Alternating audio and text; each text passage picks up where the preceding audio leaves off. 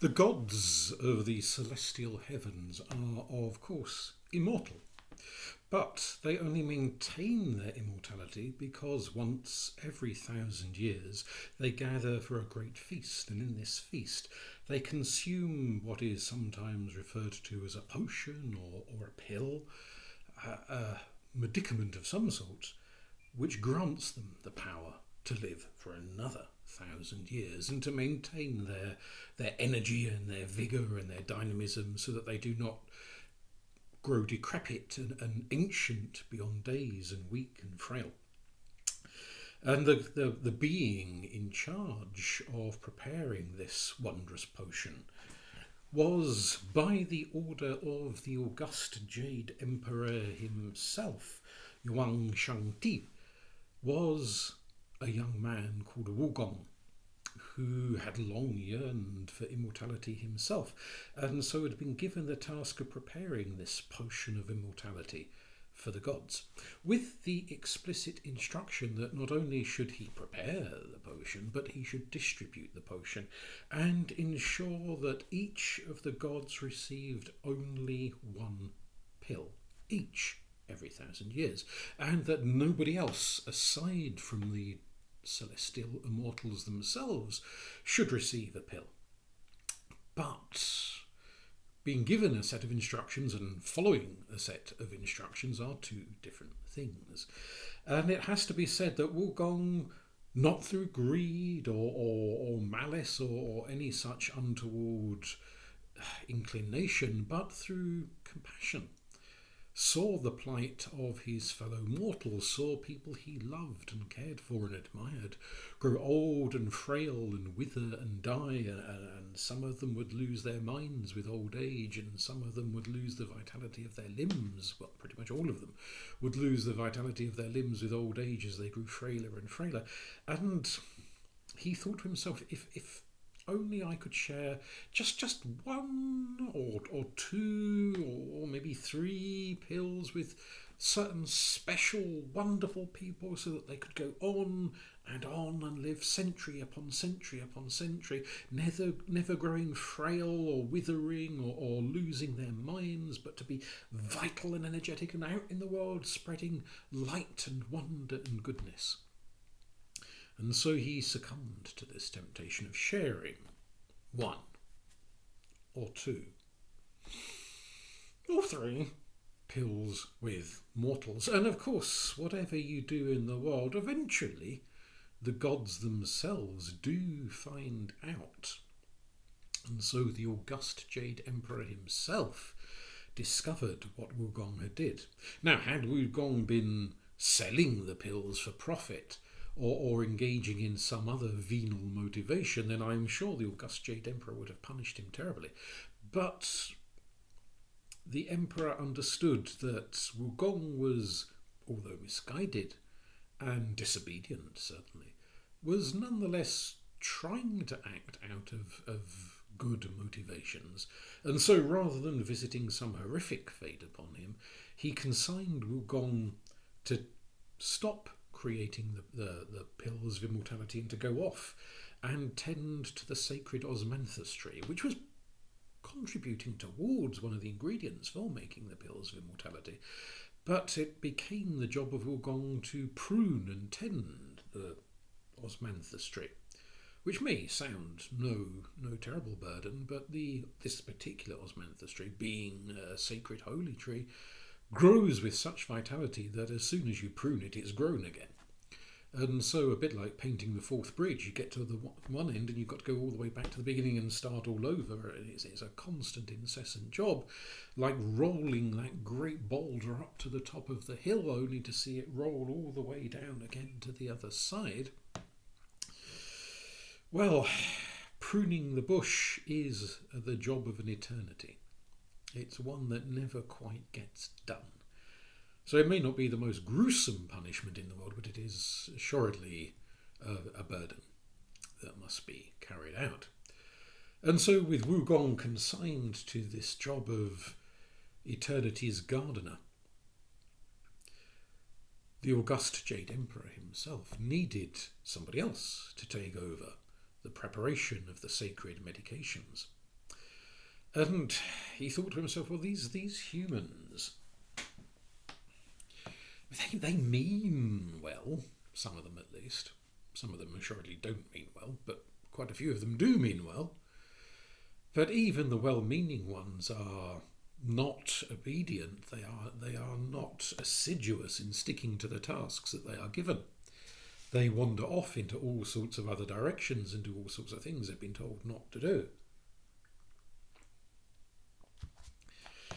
So perhaps it would be better, instead of finding another human who will make the same mistakes again, or possibly even worse mistakes in the future, to find someone who is not a human to prepare the medication that keeps the immortals immortal. So, the august Jade Emperor himself, Yuan Shangti, came to Earth and wandered around the great forests of China looking for some creature who could aid him in this task. And the gods do not normally come to Earth in their true selves, because the blinding radiance of them has a tendency to incinerate anything that looks upon them. So he came to Earth in a disguise as a frail, haggard-looking old man, a wandering beggar, a mendicant. And he staggered, leaning heavily upon his stick as he went through the forests. And every now and then he would sit on a rock and wheeze and gasp and huff and puff with the exhaustion of his efforts, looking for all the world as if he were about to die at any minute, rather than being an immortal being. And a monkey approached him and said to him, for in that day and age animals could speak, and of course the gods have always been able to understand and still can understand the speech of animals, even if humans have long since forgotten the task and the ability. The monkey said to him, "Are you well, old man?" And he coughed and he wheezed and he put on an act of great frailty. And the august Jade Emperor, in his guise as a beggar, said, "I haven't eaten in days. I feel as if I'm going to die." And the monkey said, "At once I will fetch you food." And off he scampered up a tree, and he came down 10 minutes later with a great armful of berries and fruits, and he gave them to the frail old man who sat and ate them and said, "You have been so kind to me, you must be rewarded. And you will be rewarded by the turning of the moon." And with that the old man wandered on. And a mile or so later he was wheezing and gasping and sitting on a fallen log to get his breath back, and up came a fox. And the fox said to him, "Are you all right, old man? You seem so weak." And once again the august Jade Emperor put on his act and said, "I haven't eaten in days. I am nearly dying." And the fox ran off to the nearest river and snatched some fish from the river in his jaws and brought them back and put a great pile of fish before the frail old man, who made a fire and cooked them and ate them and said, "You have been so kind that by the turning of the moon you will receive a great reward." And with this he wandered on for another mile or so until he found another fallen log to sit upon, and by this time it was starting to get late into the evening and it was getting a little chilly, and so the august Jade Emperor started a fire. And he sat there putting on his act of being ever so frail, and up hopped a rabbit. And the rabbit looked at him and said, "Are you all right, old man?" And at once again the august Jade Emperor said, "Oh, I haven't eaten in days. I feel as if I am going to die." And the little white rabbit hopped around and tried to find some fruit, but there was no fruit in that part of the forest. Tried to find some nuts, but there were no nuts in that part of the forest. Tried to find some vegetables, but there were none in that part of the forest. Just grass, which of course was good for the rabbit, but very little use to a frail old human, which is exactly what the rabbit thought the beggar was. And whilst there were rivers and such, it's all well and good for a fox with nice sharp pointy teeth to dive into a river and snatch at fish, but rabbits are not really ideally suited to hunting down live prey. And so the poor little rabbit hopped back to the fire where the old man was still sitting, wheezing and gasping and looking as if he might keel over dead at any second. And the rabbit said, I have searched for food and I can find none. But do not worry, old man, for to many I am food. And the rabbit threw itself upon the fire. And the fire, of course, burned off its fur and began to cook its flesh, which was obviously not a very pleasant experience for the rabbit. But the august Jade Emperor was so touched by this act of self-sacrifice that whilst the monkey and the fox had shown great kindness and compassion, the rabbit had gone that one step further.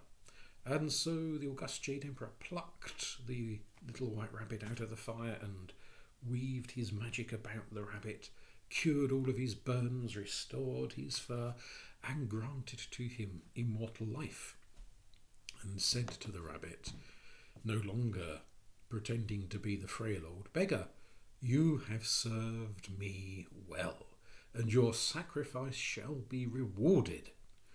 You must come and take over the role that Wu Gang once served. You must become the maker of the potions of immortality that keep us immortals in a state of eternal life. And Yue-Tu, which was the name of the little white rabbit, well, he was overwhelmed. He bowed his head low and said, I accept this immense honour that you do to me. And he went off to the god's palace, and he was instructed in the making of the potion, and he made it with great assiduity, and for many, many centuries he prepared the potion, for it is a long, slow, difficult process to make this potion of immortality. And the gods, the immortals, would come along to the palace on the due dates, and one by one they would be given their dose and take it, and off they'd go and become vital and live vigorously for another 1,000 years. But there came to the palace one particular immortal, and whilst all immortals are, of course, very, very powerful, some are even more powerful than others. And this particular one, the great Queen Mother of the West, Shi Wang Mu, is like any Queen Mother, not a force to be trifled with. And when she came along and said, I would like 2 pills, one for myself and one to give to those whom I favour. Well, the little white rabbit, Yue-Tu, tried to explain the rules. The august Jade Emperor said only 1 dose each, and there were to be no exceptions, and there were to be no pills given to anybody except the immortals themselves. The great Queen Mother of the West fixed him with her most imperious gaze, one that would quell even the strongest and bravest of warriors, let alone a little white rabbit, and said, I would like an extra pill. And, well, the rabbit quaked before her gaze. And as much as he tried to argue, he just flustered and floundered and could think of nothing he could say to her that would be both a refusal but also polite and not result in her squashing him flatter than a pancake.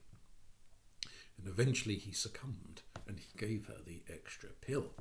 And of course it was only a matter of moments before word went round and reached the celestial palace and the august Jade Emperor himself.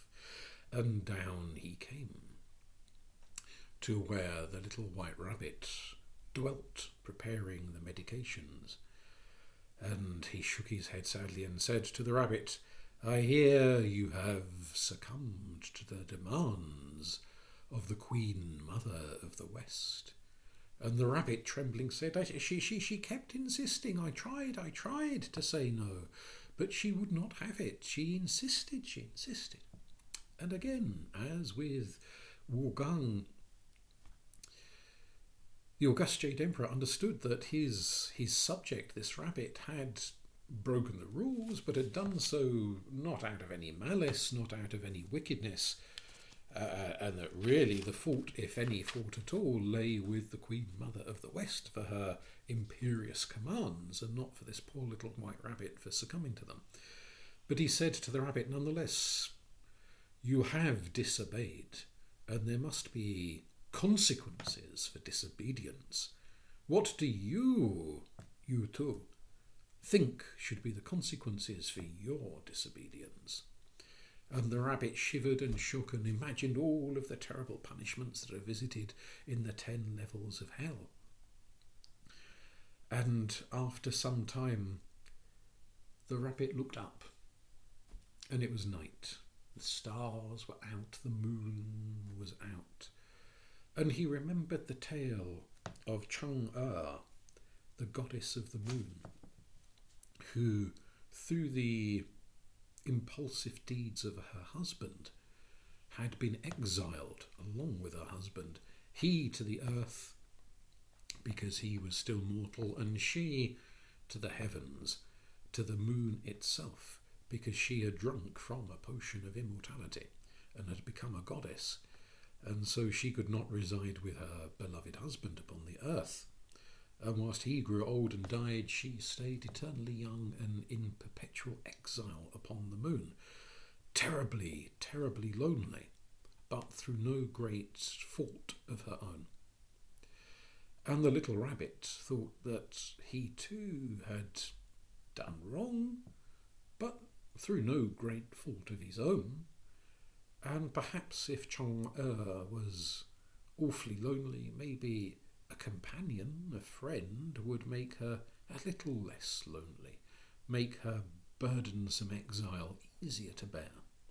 And so Yue-Tu said to the august Jade Emperor, "May I go into exile on the moon, to be with the goddess of the moon, to be with Chang'e, to keep her company, and I will continue to make the potions of immortality on the moon, but I believe that the great Queen Mother of the West can go all sorts of places, but she cannot reach as high as the moon, and so never again will I have to be pressured into providing her with more of the elixir than is permitted."